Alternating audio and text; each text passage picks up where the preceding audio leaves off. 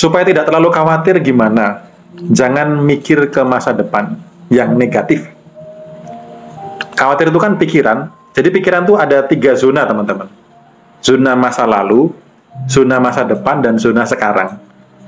Nah, khawatir itu artinya pikiran maju ke depan. Besok kalau nggak...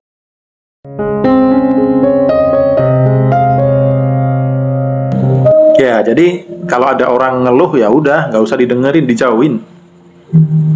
Loh, bapak saya ngeluh aja tak jauhin kok. Jangankan orang lain. Gitu loh. Orang tua saya kalau ngeluh itu tak tinggalin. Kalau mau ikut-ikut bersyukur, ayo gitu. Nggak ada gunanya, teman-teman. Ngeluh itu menarik penderitaan. Gitu. Memang dengan mengeluh uang jatuh dari langit. Dulu saya mikir gini. Setelah saya tahu mengeluh adalah menarik penderitaan, saya tuh mikir gini, gimana ya hidup yang nggak bisa ngeluh, apakah saya bisa gitu loh. Karena apa?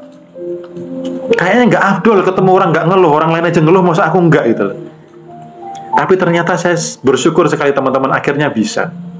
Ternyata bisa kok hidup nggak ngeluh tuh, ternyata bisa. Gitu. Musik sedih juga berpengaruh. Kalau teman-teman dengerin musik sedih, vibrasinya ikut memancarkan, ya Anda low juga itu. Pas meditasi ruangannya harus hening, ya usahakan hening biar dapat manfaatnya. Kalau teman-teman sambil kerja, ya nggak bisa ikut meditasi. Kalau cuma sekedar pengen tahu saja boleh, nggak apa-apa. Tapi kalau untuk mendapatkan manfaat yang maksimal, ya teman-teman meditasinya yang hening, yang tidak ada gangguan gitu. Pas galau, pas dengerin ini, semesta memberikan jawaban. Yes, tidak ada sesuatu yang kebetulan. Teman-teman ketemu saya di live TikTok malam ini gitu. Politik gimana? Ya, teman-teman, politik saya tidak tertarik. Saya tertarik mengamati dampaknya, mengamati fenomena, ngetawain orang-orang yang nggak sadar-sadar gitu ya. Yang berantem sana sini gitu ya. Kalau ngomongin bahagia, apa pengaruhnya? Ya, tidak ada. Gini, ketika Anda ikut berbahagia atas pencapaian orang lain, Anda sedang menarik pencapaian yang sama. Anda sedang menarik kebahagiaan yang sama. Coba amati orang-orang yang mentalnya, mohon maaf ya, mentalnya mental miskin. Ketika lihat orang bahagia, dia nggak suka. Lihat tetangga beli mobil, nggak suka gitu loh.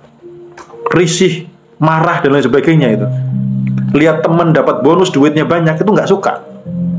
Wah, itu pasti ini, itu pasti korupsi, wah itu pasti itu. Orang-orang mental miskin begitu.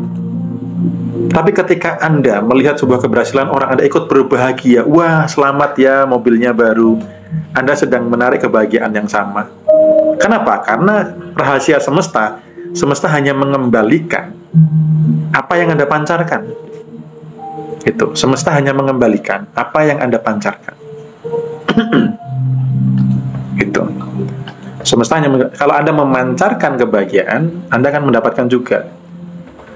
Sama juga misalkan nih, ada orang lain yang mempunyai pencapaian. Contoh misalkan ada tetangga beli mobil, Anda nggak suka. Sebenarnya Anda bukan nggak suka dengan tetangga Anda nggak suka dengan mobil itu kan, dengan kekayaan itu kan. Ketika orang tidak suka dengan kekayaan itu, dia sedang menjaga jarak dengan kekayaan itu.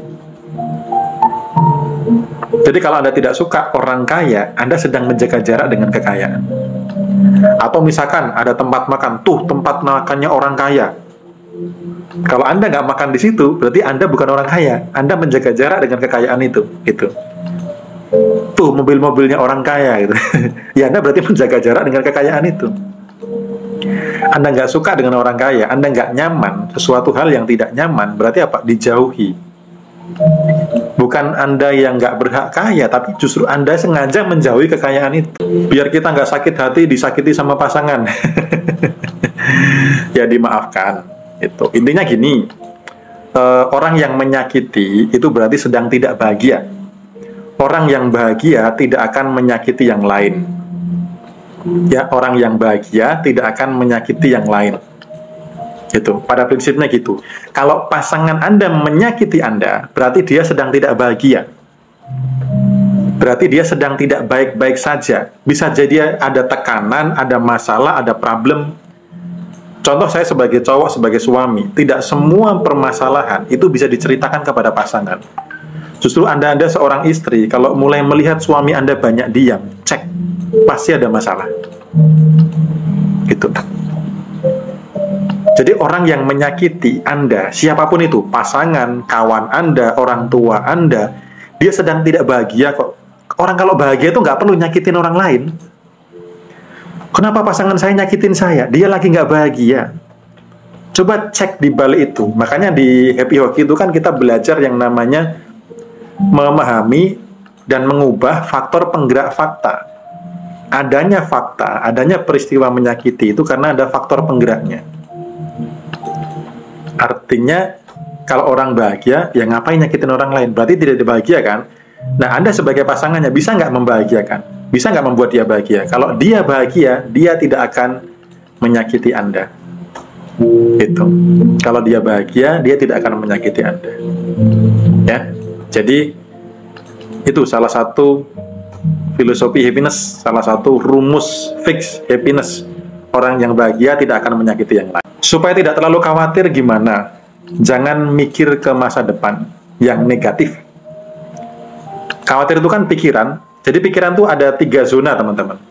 Zona masa lalu, zona masa depan, dan zona sekarang. Nah, khawatir itu artinya pikiran maju ke depan. Besok kalau nggak bisa makan gimana ya? Terkait dengan kekayaan, dengan kekurangan ya. Dengan uang yang negatif. Ketika pikiran lompat ke masa depan yang negatif, maka Anda akan masuk ke kekhawatiran, kecemasan. Apapun itu. Mencemaskan anak, mencemaskan pasangan, mencemaskan uang, karena pikiran Anda lompat ke depan yang negatif. Apa yang saya lakukan? Saya kembali ke titik sekarang. Biasanya saya gampar pipi saya. Sekarang saya baik-baik saja, saya sehat, saya bisa mengakses ilmu tentang kehidupan. Bahkan dulu saya seringnya itu naruh saya sering naruh ini tempat beras itu yang mudah terlihat. Jadi mudah terlihat, begitu saya lihat, beras saya masih banyak. Saya ngelihat anak saya sehat, saya ngelihat istri saya sehat, saya ngelihat saya sehat, itu saya bersyukur. Walaupun saya besok harus bayar uang investor 25 juta dan belum ada uangnya. Gitu. Tapi saya tetap present. Jadi ketika pikiran itu Anda izinkan lompat ke depan, yang negatif, kecemasan, kekhawatiran ada. Gitu. Ya, kekhawatiran, kecemasan ada. Makanya kalau teman-teman belum bisa mengendalikan pikiran, yuk besok meditasi bersama. Saya bersamai untuk ikut memancarkan ketenangan, kedamaian untuk menguasai dan mengendalikan pikiran Anda. Gitu. Ya. Usia saya 35. Mau 36 tahun ini ya.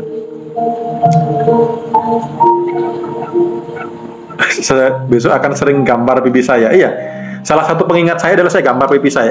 Sekarang saya sehat, saya baik-baik saja. Bahkan kadang saya buka dompet, di dompet masih ada uang, di rekening masih ada rekening gitu loh. Karena kan gini rumusnya, barang siapa mensyukuri nikmatnya akan ditambahkan. Bener nggak? Bukan barang siapa mensyukuri nikmatnya akan diberi jalan kelancaran rezeki. Bukan, ditambahkan olehnya. Dan Tuhan kalau sudah bikin ketetapan nggak pernah meleset. Ketetapan Tuhan itu sempurna baik adanya. Ya, ketetapan Tuhan itu sempurna dan baik adanya. Teman-teman tinggal percaya enggak. Kalau teman-teman percaya, teman-teman mengalami. Kalau enggak, ya sudah, teman-teman tidak akan mengalami. Gitu.